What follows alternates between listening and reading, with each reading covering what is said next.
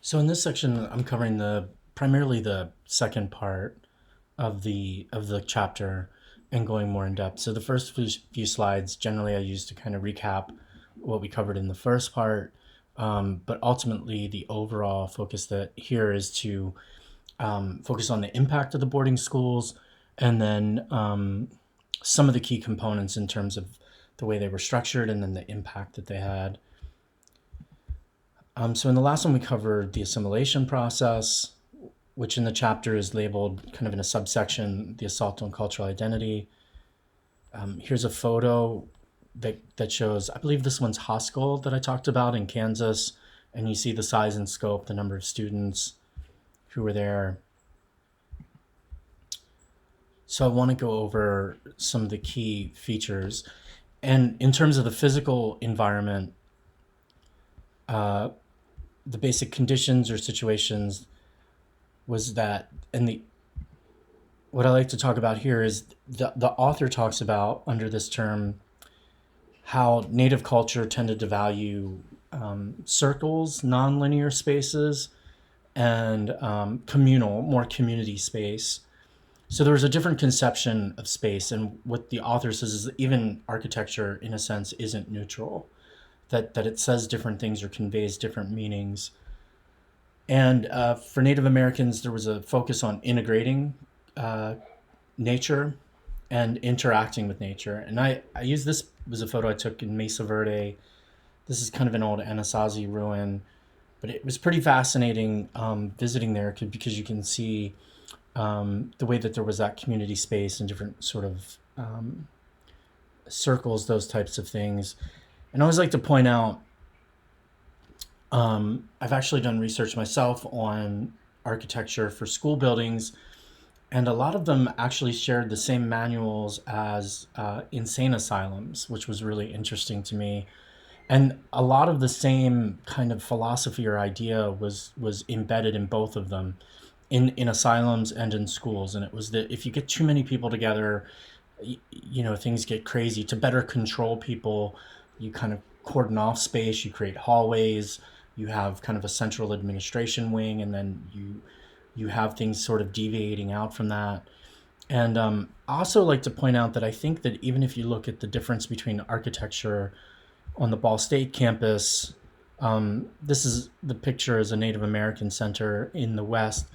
But if you look at the old buildings, I think they convey more of that idea. They're hallways with cordoned off spaces. There's not a lot of spaces where people get together. And the other thing with the boarding schools is that they wanted to show domination, man's domination over nature. So very well manicured lawns, and the buildings themselves were often cut off from that. And today, I think if you look, larger windows, you can see more outside, and there's far more kind of gathering space. If you look at the Letterman Building or the atrium, things like that, it's very just very different.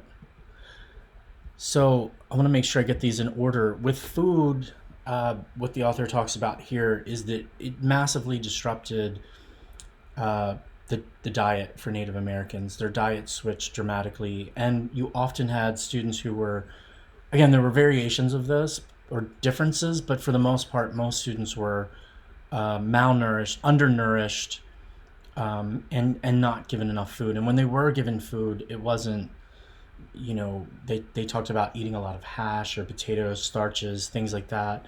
I mean, if you're not familiar with today, one of the major health issues with the reservations is diabetes, um, and that comes from even if you're, again, another thing, people associate fry bread with being a kind of traditional native food, um, but it's not. It actually was part of the reservation. When they were moved to reservations, they were given flour, sugar, water often, and so fry bread became kind of a staple of Native American life. But it's not one of the traditional, actual cultural foods that they share. So again, students undernourished. Um,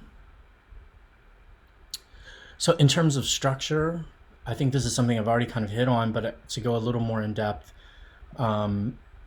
the schools were very militaristic in their structure.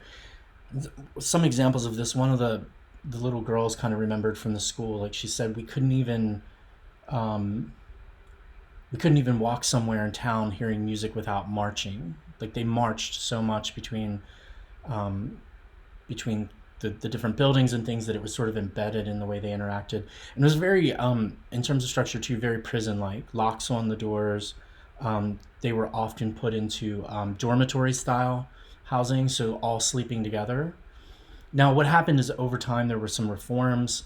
Sometimes the girls, for example, would share a room or have an individual room or some private space. But for the most part, at least through most of the history, they were in kind of a dormitory style, locked in there, and forced to be there.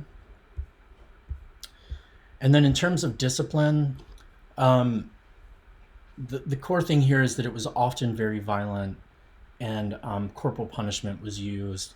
And then I think the other major thing would be humiliation. Sometimes, for example, they would dress the boys up and they would put them in girls' dresses. They would make them march.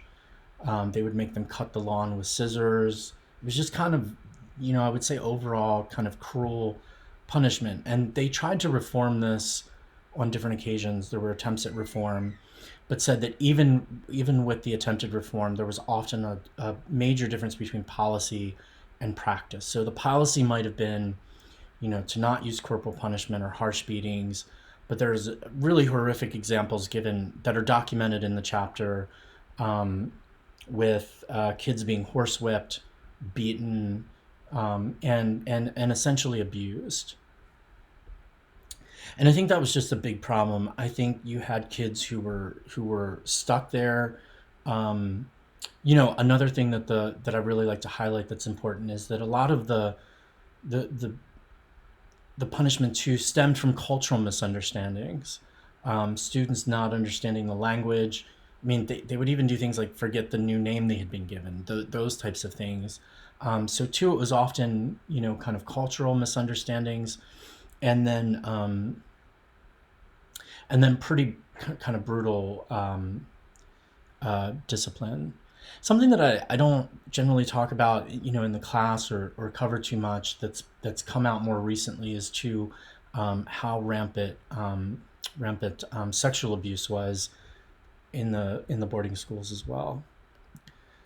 The other thing, that and kind of the culmination of the other things. I mean, when you have students locked in kind of a dormitory, you have them undernourished, not being provided, enough nutrients, those types of things. It should be pretty obvious that disease and things like that are really going to be rampant.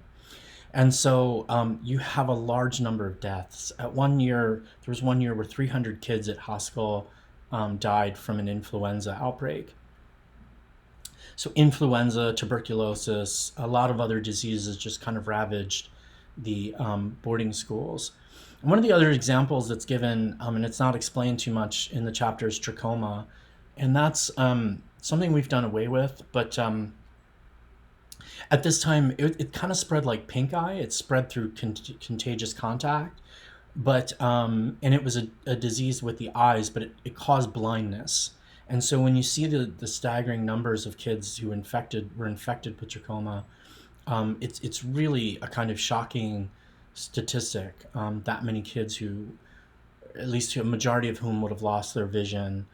And two, a lot of them at the school really seemed homesick. And I think when I read this section, I always have to kind of stop and remind myself that we're talking about children here. We're talking about children who were impacted by the schools. And another kind of glaring, I think, example that comes to me here is that each school had its own graveyard and often coffin maker. So, and that's something that was really hard for me to wrap my head around. The parents, it must have been hard enough to deal with the loss of a child that went off to the school, but then too, to not be able to bury them. And what they said in the reading, the author points out that it was so rampant that it became a political problem. That the school was often trying to manage the kind of fallout from the number of children who were dying. And I just thought I'd mention today the grave site at Hoskell has been memorialized or has been preserved. At Carlisle, it hasn't been. And there's a major movement and legal battle that's been happening over the last 10 years or so to return the bodies. Families are looking to have the bodies of their ancestors actually returned to the reservation. And so I have a hashtag for the class where I save stories on Twitter and share those. So you can find those, some of those news stories. I try to generally post them on Twitter and use the same hashtag to share them. So if you're interested in looking a little more in depth, I do like to point out today a few things. One is, again, in terms of videos that I post, I do have one. It's a Vice Sports special on, it's called Res Ball, which is on reservations. There's a kind of adapted form of basketball. Well, it's basketball, I mean, basically, but it's just played very fast. Like no shot clocks, I mean, back and forth. And but in the documentary on that, and it's short, it's only 20 minutes, but in that segment, you get to see a lot about the students at the school who play, the high school students who play the sport, and how it's kind of transforming their life. And you see other things that I've talked about, them learning their indigenous language, some things like, in the last lecture I mentioned how changing the name was done for Native Americans, and here you get to see them receiving a Native name, which was very impactful. So I would just recommend looking at that and seeing that. And again, here's an example of curriculum for younger kids. Sherman Alexie is a well-known Native author, written a number of different books and short stories. And in some of those, you learn, kids can learn about the boarding school, Native Americans, the boarding school experience, the more complex and complicated lives of Native Americans. And online, there's more websites and curriculum materials today related to Native Americans. The other thing that I like from the Vice Sports special is it gives you a little bit of the current history post boarding school, and you can see things like the Native American movement. So just like there was a civil rights movement among African Americans, a women's rights movement, there was also a Native American Indian movement in the country, and there were some really, impactful events that happened, reclaiming by guns the territory with the massacre from Wounded Knee. These kind of events that happened that are not in depth, but I mean just briefly kind of mentioned in the segment. So one of the questions that I ask you about on the handout are the unintended consequences of the boarding school. And the ones that I really want you to remember are, there were some things like positive things, friendships that happened, there were even marriages. But one of the things is that all of the students would have went in thinking of themselves through a tribal identity, either as, Comanche or Sioux or Navajo or whatever tribal identity they had. But in the school, they developed a sense of a broader Indian struggle. And it's that David Wallace Adams, the author, terms that a kind of pan-Indian sentiment. So pan meaning all, but a more genuine Indian struggle.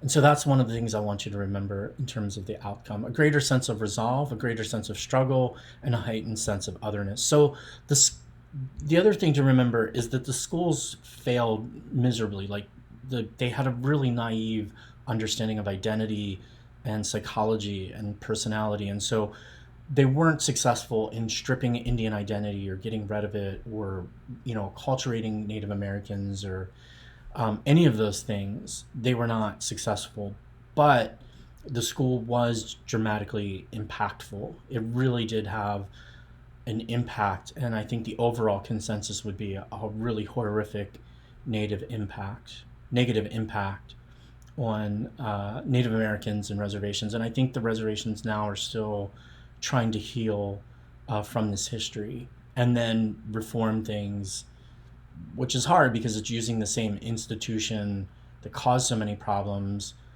in terms of education today to try to resolve those. I thought I'd mention, this is always a quick side note, but Ball State has had a partnership program with Indiana University, um, with placements for student teaching on the Navajo reservation. I think it's a little bit difficult, and I wish there was more to incentivize students to want to consider it. But also, too, the Bureau of Indian Affairs hires teachers to work on the reservation, and similar to the Department of Defense, there are generally positive benefits and decent pay and those types of things. So it's always something I like to mention um, to students as a something to kind of keep in the back of their mind and to think about. So hope this is helpful.